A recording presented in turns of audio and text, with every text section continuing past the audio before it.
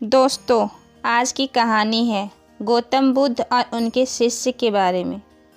एक दिन गौतम बुद्ध से उनके शिष्य ने कहा कि मेरा आपसे एक निवेदन है।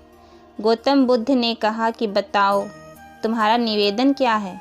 शिष्य ने कहा, मेरे वस्त्र पुराने हो गए हैं, अब वो पहनने लायक भी नहीं रहे। क्या आप मुझे नए वस्त्र देने का कष्ट कर सकते हैं? गौतम बुद्ध ने उनके शिष्य के वस्त्र देखे। सच में वो बहुत पुराने हो गए थे। इसलिए बुद्ध ने एक अन्य शिष्य को आदेश दिया कि तुम इन्हें नए वस्त्र दिलवा दो।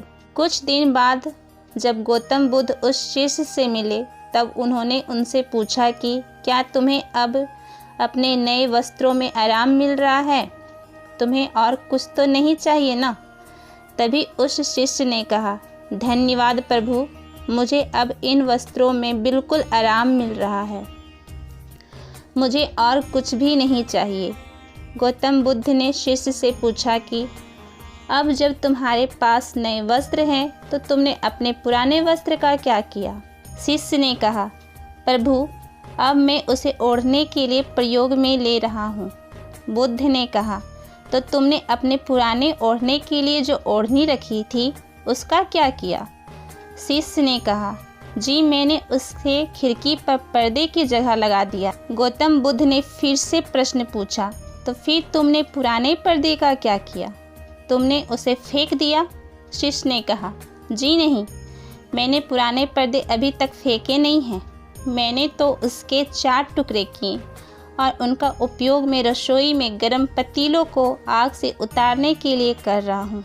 बुद्ध ने पूछा, तो फिर तुमने अपने रसोई के पुराने कपड़ों का क्या किया?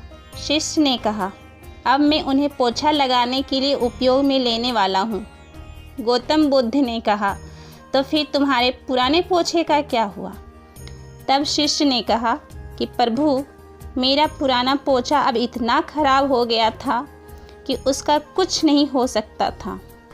इसलिए मैंने उसे पुराने पोछे का एक एक धागा अलग कर दिया और उसमें से दिए की बातियां तैयार कर ली और उन्हीं बातियों में से एक कल रात आपके कक्ष में प्रकाशित की थी।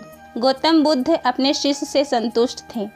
वो ये जानकर बहुत खुश थे कि उनका शिष्य चीज़ों को बर्बाद नहीं करता है और उसमें से ये भी समझ है कि चीज़ों को किस तरह से प्रयोग किया जा सकता है।